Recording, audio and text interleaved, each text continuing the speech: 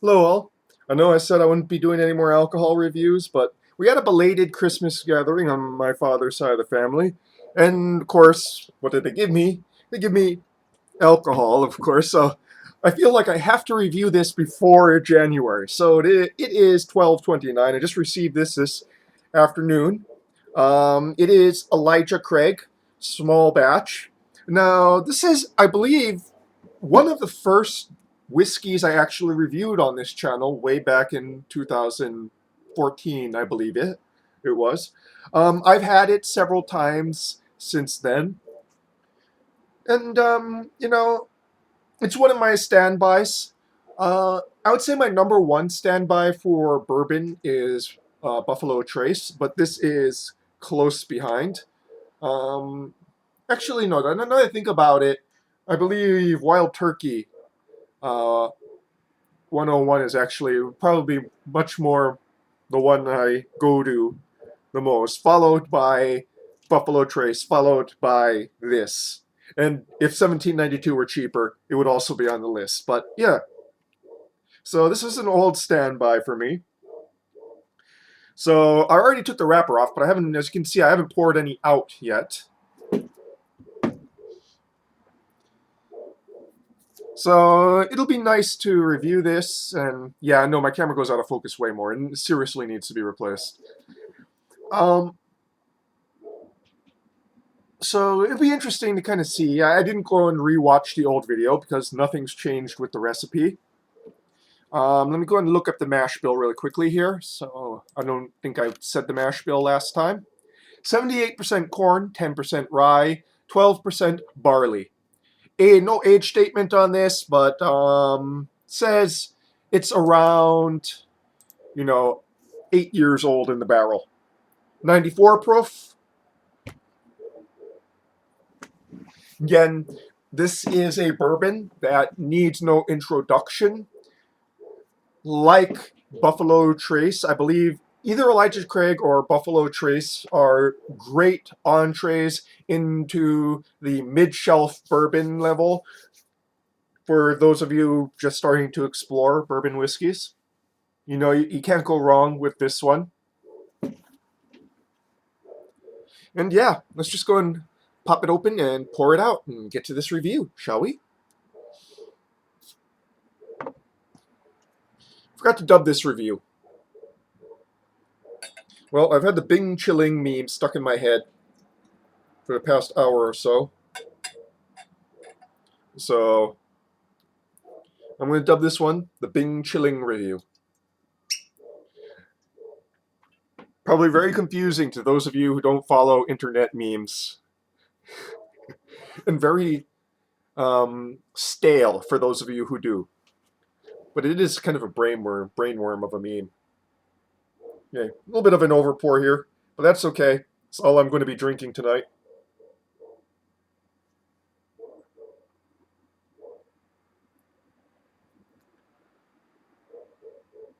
So, nice thick legging. Mm. Nuttiness, vanilla, pecans. Yeah, the nuttiness is more like a pecan. Underneath that, some citrus. I have to say, my nosing ability has gotten better. That or the weather is helping my nosing today.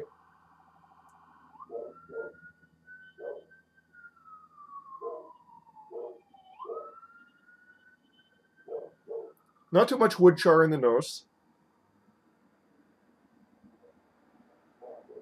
Some brown sugar or maple sugar.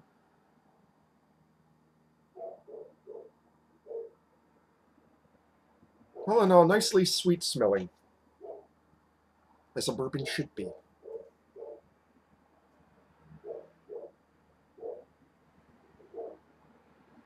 Mm.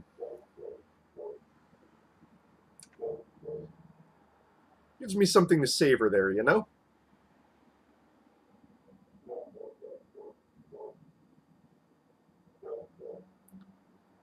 On to the palate now, shall we?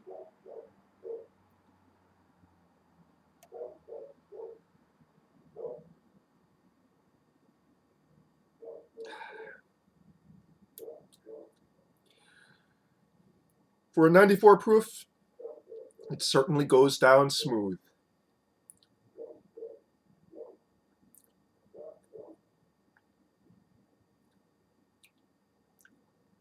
It's a nice wood char in the long finish, as well as a slight peppermint note on the tongue.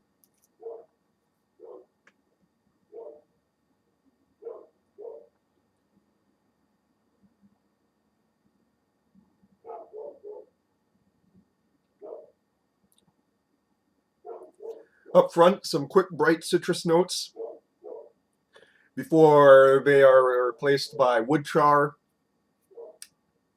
caramelized sugar, vanilla.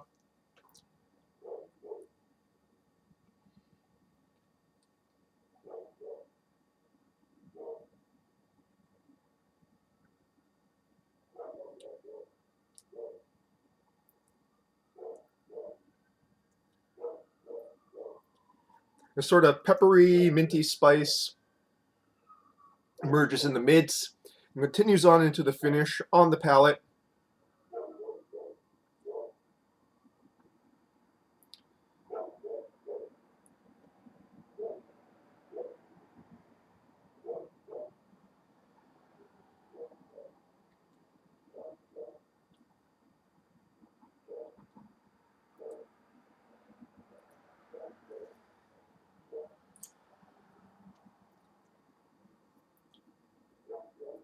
Not really any strong corn notes that I'm detecting, or graininess either.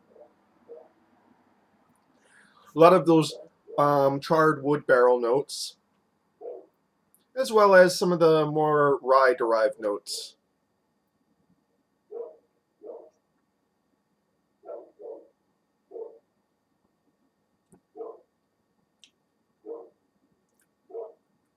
The corn in the mash mostly shows up in that nice roundness on the palate.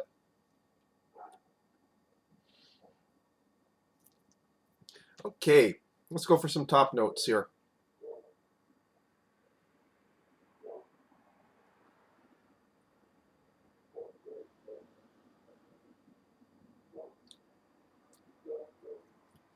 Top notes are pretty interesting.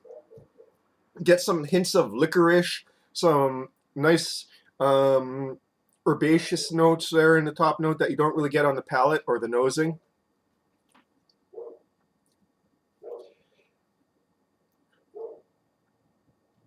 There are certainly dark notes.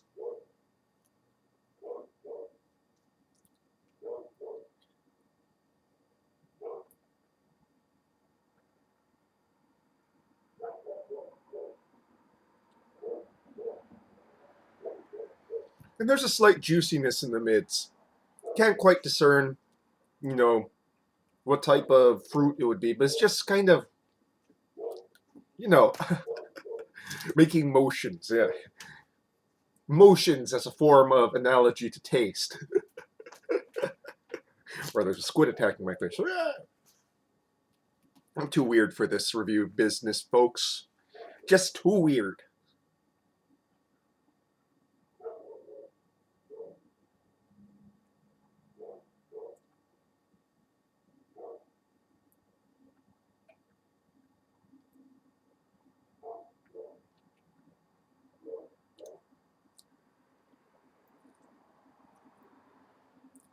The more I drink it, the more I notice the slight herbaceous notes, that licorice tone there.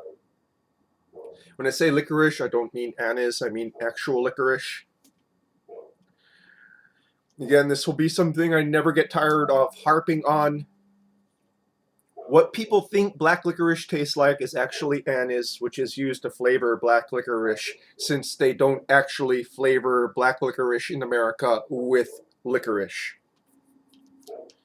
Anise tastes very different from actual licorice, and I will never get tired of explaining it. Anise is very much a light note for me. It's top-ish, more sensed here than on the palate.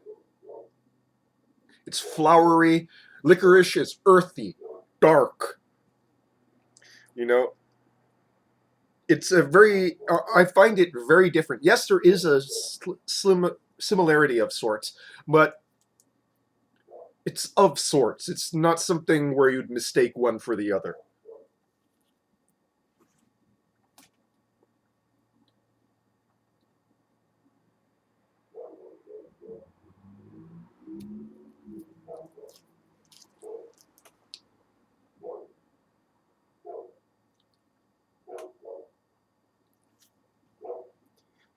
So, Elijah Craig, small batch, 1789, Kentucky Straight Bourbon Whiskey. If you're a poor man like me, this is one to go and keep on the shelf because you won't break the bank with this particular bourbon whiskey. And that is the main thing to recommend itself, I suppose. Well, folks, it's always good revisiting old friends, making new friends, both the metaphorical in the more metaphorical sense of beverages and in the real sense of people in our lives.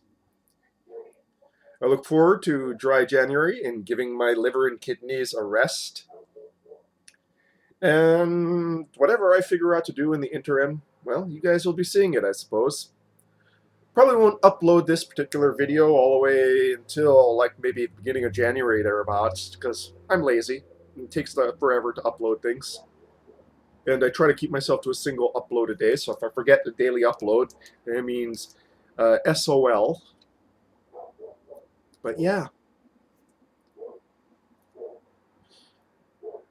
I enjoy doing this.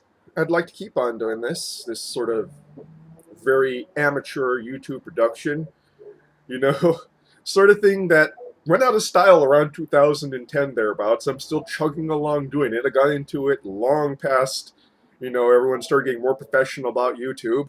Here I am, still posting unedited, non-captioned videos, mostly for family and friends, and I'm okay with that.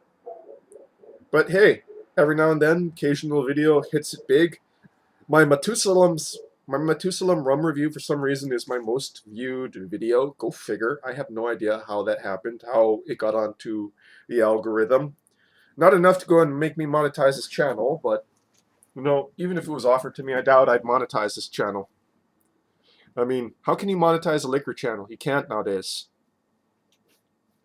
So, until January, friends, cheers.